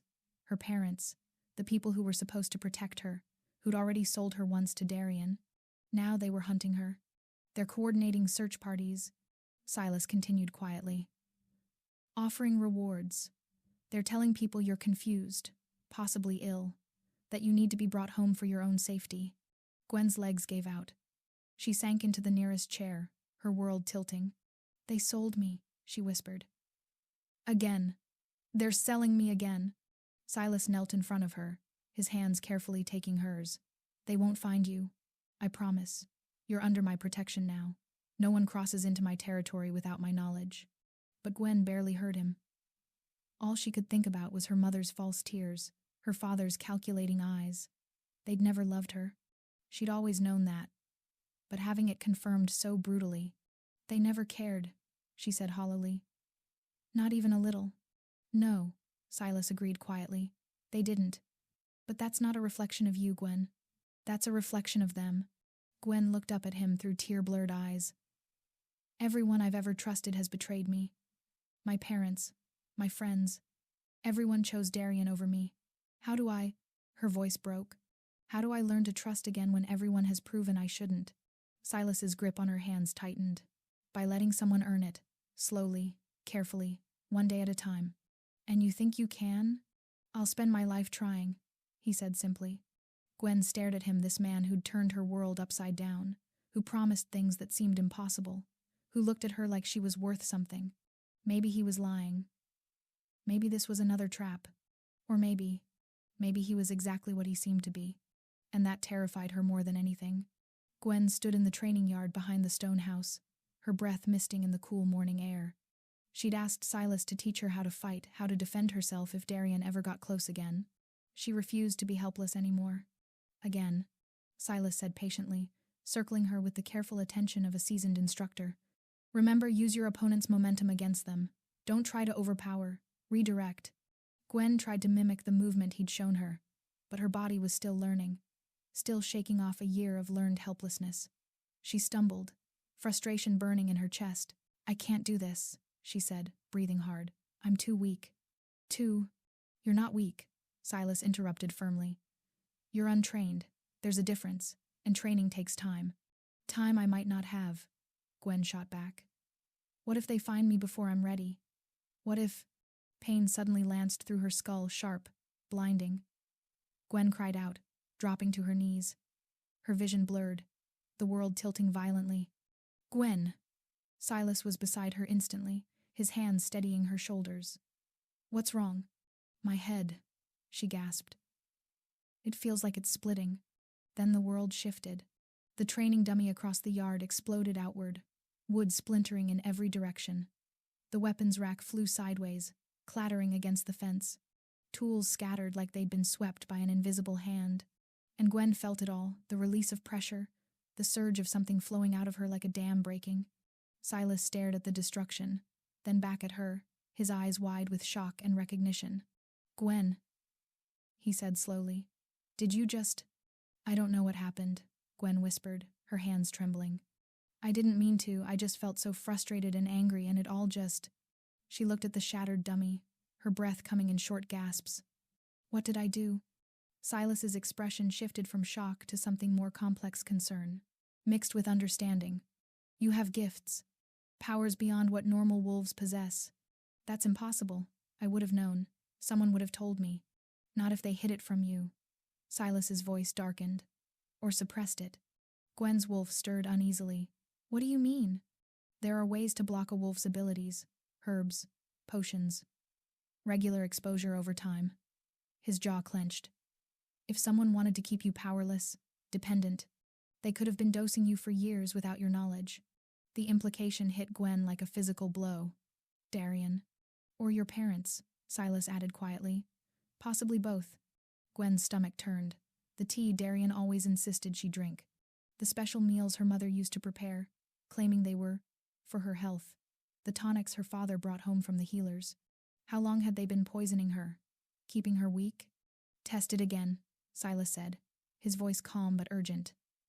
Focus on something small. That stone over there, try to move it. Gwen stared at the rock, her mind racing. She didn't know how to try. She didn't know what she'd done the first time. Close your eyes, Silas instructed. Feel the energy inside you. The thing that surged when you were angry. Now direct it. Gently. Gwen closed her eyes, reaching inward. At first there was nothing. Then there. A pulse of power. Foreign, yet somehow intrinsic. She mentally reached for the stone. It trembled. Then lifted. Gwen's eyes snapped open and she gasped. The stone hovered 3 feet off the ground, rotating slowly in the air. Holy, she breathed. The stone dropped. Silas's expression was a mixture of awe and concern. You have telekinesis. Possibly more. These kinds of abilities are extremely rare, Gwen, usually only found in ancient bloodlines. But I'm nobody, Gwen said, her voice shaking. My family isn't special. We're just... Are you sure about that? Silas asked carefully. Because abilities like this don't appear from nowhere. Someone in your lineage had power. Significant power. Gwen's mind spun. My parents never mentioned anything. No stories about powerful ancestors. No history of gifts in the family. Which means they were hiding it. The question is why? A darker thought occurred to Gwen. If I've had these abilities all along, and they've been suppressing them, what else can I do? Silas studied her intently. There's only one way to find out, but we need to be careful. Raw, untrained power can be dangerous to you and everyone around you. Over the next few hours, they experimented cautiously. Gwen discovered she could move objects with her mind, small ones easily, larger ones with concentration. But there was something else, too. Something that made even Silas uncomfortable. Try to push a thought into my mind, he said. Something simple. A color. A word. Gwen focused on him, reaching out with that strange internal sense. Blue, she thought, projecting it toward him. Silas blinked. Blue, I heard. No. Felt. Blue. It worked? Yes. His expression was carefully controlled. Try something more complex. A command. I don't want to command you, Gwen said quickly. I know. But we need to understand the scope of this ability. Trust me, I'll resist, if it feels like you're actually controlling me. Reluctantly, Gwen focused again. Raise your right hand. Silas's hand lifted. His eyes widened in alarm and he immediately dropped it, taking a step back. That's mind control, Gwen. Actual, genuine mind control. Gwen felt sick. I don't want this. I don't want to be able to control people. It's not about what you want, Silas said, though his voice was gentle. It's about what you are. These abilities are part of you. What matters is how you choose to use them. Darian would have used them to hurt people, Gwen whispered, if he'd known I had these powers.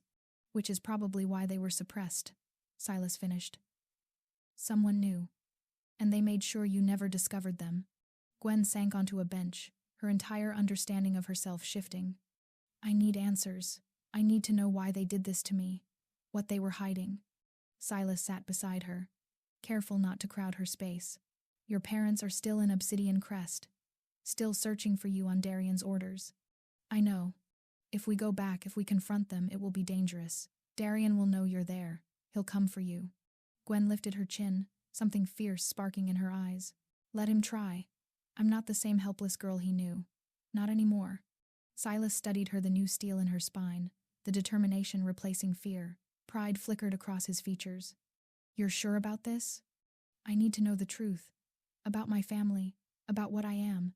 She turned to face him fully. And I need to look them in the eyes when I tell them they have no power over me anymore. A slow smile crossed Silas's face. Then we'll go. But we do this carefully, strategically. I won't risk you falling back into Darian's hands. I won't, Gwen said with quiet conviction. Because if he tries to take me, I'll make him regret it. The power hummed beneath her skin, no longer suppressed, no longer hidden. For the first time in her life, Gwen felt dangerous, and she liked it. 2 days later, they stood at the border of Obsidian Crest territory under cover of darkness. Silas had brought a small team of his most trusted guards, positioned strategically throughout the area. Your parents are staying at their estate, Silas explained, studying a map. Security is light. They don't expect you to come to them. Good, Gwen said. Her heart pounded, but not with fear, with purpose. They moved through the shadows, Silas leading the way with the confidence of someone who'd infiltrated enemy territory dozens of times. Gwen followed, her newfound abilities making her hyper-aware of everything around her, the placement of guards, the rhythm of patrols, the weight of weapons. They reached the Ashford estate within an hour. The mansion loomed against the night sky, windows dark, except for a single light in the study. That's my father's office, Gwen murmured. He'll be there. My mother too, probably. How do you want to do this? Silas asked quietly. Gwen's eyes hardened. I want them to see me, to know I survived despite everything they did. Then let's give them a visit they won't forget. They approached the house silently. Gwen reached out with her mind, sensing the locations of the few guards on duty. With a focused push, she planted a simple suggestion. Patrol the east wing. All 3 guards immediately turned and walked away. Silas raised an eyebrow. Impressive. I'm just getting started, Gwen said. They entered through a side door unlocked with a mental nudge from Gwen and moved through the familiar hallways of her childhood home. Every corner held memories, most of them hollow. This had never really been a home, just a beautiful cage. They reached the study door, and Gwen paused, gathering her courage. I'm with you, Silas said quietly. Whatever you need. Gwen nodded and pushed the door open. Her parents looked up from the desk, shock freezing their features. Hello, Mother. Father, Gwen said coldly. I believe we have some things to discuss. Lord Ashford recovered first, standing abruptly. Gwen, thank the gods we've been so worried. Spare me the lies. Gwen cut him off, her voice hard. I know you've been helping Darian hunt me. I know about the deal you made. Her mother paled. Darling, you don't understand. I understand perfectly. Gwen stepped into the room, and with a thought, slammed the door shut behind her. Both parents jumped. What I don't understand is why you've been poisoning me, suppressing my abilities, keeping me weak. The color drained completely from her father's face. You know, her mother whispered. I know, Gwen confirmed, power crackling in the air around her. And now you're going to tell me everything, starting with what I really am. Lord Ashford's hand moved toward a hidden button beneath his desk, a motion so subtle Gwen almost missed it. Almost. With a flick of her mind, she froze his arm mid-reach. Her father's eyes widened in shock and fear as his body refused to obey him. Don't, Gwen said coldly. I'm not the helpless girl you raised. Not anymore. Lady Ashford stood abruptly, her face a mask of desperation. Gwen, please, you don't know what you're doing. Those abilities are dangerous. We suppressed them to protect you. Protect me? Gwen's voice cracked with bitter laughter. You sold me to a monster. You let him hurt me for a year. You're helping him hunt me down like an animal. Don't insult me by calling any of that protection. You don't understand the full picture? Her father ground out, still struggling against her mental hold. Your bloodline, your abilities, there are people who would kill for that kind of power. We had to keep you hidden, keep you safe. By making me weak. Gwen stepped closer, rage burning through her veins. By giving me to Darian? Darian was supposed to protect you, her mother burst out. As the Alpha King's mate, you would have been untouchable. You thought you'd get rich and I'd be controlled, Gwen finished. That's all you ever thought about. Money, status, power, never me. Silas remained by the door, silent but watchful. This was Gwen's confrontation. He wouldn't interfere unless necessary. Tell me about my bloodline, Gwen demanded. What am I really? What were you hiding? Her parents exchanged a glance, fear and calculation warring in their expressions. Your grandmother, her father said finally. Your mother's mother. She was from the Moonshadow line. One of the ancient families with abilities. Abilities like mine. Stronger, her mother whispered. Much stronger. She could control entire packs with a thought. Move mountains. Bend reality itself. Her voice dropped. The other alphas feared her, hunted her family. By the time I was born, we'd gone into hiding, changed our names, suppressed any signs of power. Gwen's mind reeled. So you've been hiding for generations, living in fear, surviving, her father corrected. And when you were born showing signs of the gifts, we had no choice. We had to suppress them before anyone noticed. And Darian? Silas spoke for the first time, his voice hard. When did he learn about her abilities? Both parents paled further. He doesn't know, Lady Ashford said quickly. We never told him. If he knew what she could do, he'd use her as a weapon, Silas finished coldly. A slight sound from the hallway made Silas tense. His head snapped toward the door, nostrils flaring. We're not alone, he said sharply. Before anyone could react, the study door exploded inward. Dark figures poured into the room, not palace guards in uniform, but mercenaries in black, faces covered, weapons drawn. Gwen reacted instinctively, throwing out a mental wave that should have stopped them. Nothing happened. Panic shot through her as the mercenaries kept advancing. My powers, they're not working. One of the mercenaries raised a strange device, a small box that emitted a high-pitched frequency. Pain lanced through Gwen's skull and she cried out, dropping to her knees. Nullifier technology, Silas snarled, moving to shield her. He shifted partially, his wolf surging forward as he grabbed the nearest mercenary and threw him across the room. But there were too many, and they moved with practiced coordination. Gwen tried to stand, tried to fight, but the frequency from the device made her abilities useless. Her head felt like it was being split open. Through the pain and chaos, she saw her parents standing frozen, not with shock, but with guilt. You knew, Gwen gasped, understanding hitting her like a blow. You knew they were coming. That's why you stayed in this room. You were bait. Her mother's face crumpled. We didn't have a choice, Darian said. If we delivered you, he'd... You sold me out, Gwen breathed. Again. Silas fought like a demon, taking down 3 mercenaries, then 4. But one of them got close enough to Gwen, pressing a cloth soaked in something chemical over her face. No, Silas roared, turning toward her. Gwen's vision blurred, her body going weak. She tried to fight, tried to use her powers. But the nullifier and the drugs were too much. The last thing she saw was Silas being swarmed by mercenaries, his furious roar echoing through the study, and her parents' guilty faces watching as she was dragged away. Then darkness swallowed her whole. Gwen woke to cold. Stone beneath her, dampness in the air, the smell of mildew and old blood. She tried to move and found her wrists bound with thick metal cuffs that hummed with the same frequency that had disabled her powers. Every attempt to reach for her abilities resulted in searing pain in her skull. Awake already? Good. That voice. Gwen's blood turned to ice. She forced her eyes open and found herself in a cell, dark, windowless, carved from solid stone. And standing on the other side of the bars was Darian. He looked different than the last time she'd seen him, thinner, wilder. His eyes held a manic gleam that made her stomach turn. Welcome home, Gwen, he said softly, his smile wrong in every way. Did you really think you could run from me? Gwen's throat was too dry to respond. She tried to sit up, her head spinning. Don't strain yourself, Darian continued, stepping closer to the bars.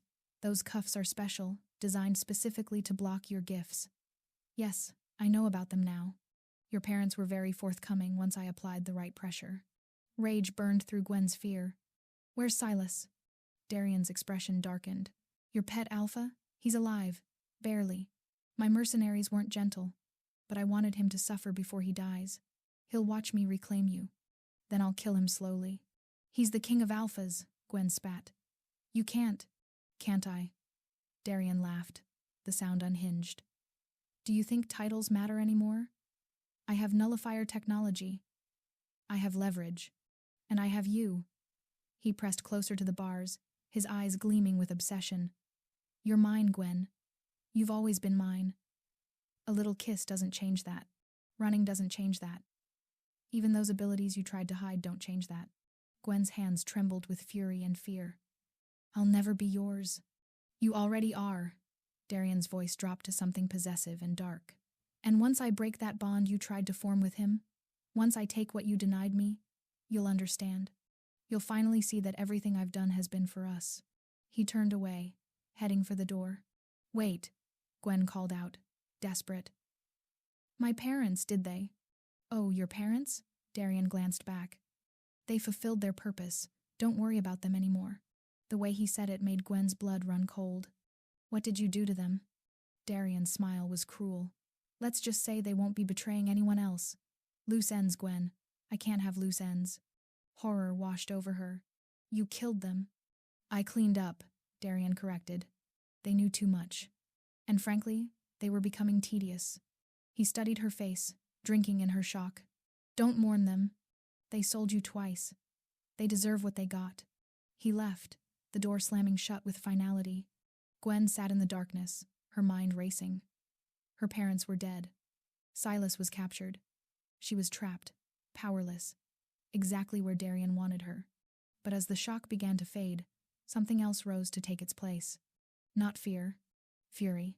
Her parents might have been terrible people, but they were still her blood. And Silas, the man who'd given her freedom, who'd promised to protect her, was suffering because of her. The cuffs hummed against her wrists, blocking her powers. But Gwen closed her eyes, reaching deep inside herself, deeper than the abilities her parents had suppressed, deeper than the telekinesis and mind control. There was something else there, something ancient, something that had been sleeping her entire life. And now, trapped in the darkness with nothing left to lose, Gwen felt it begin to wake. "Hold on, Silas," she thought fiercely. "I'm coming. And Darian is going to regret the day he ever touched me." The cuffs hummed louder, straining against something they weren't designed to contain. Deep in the dungeon, in the cold and the dark, Gwen began to glow. Thank you for listening. Please like and subscribe. It's you support that motivates me to create more interesting stories. If you want part 2, just comment. Thank you once again.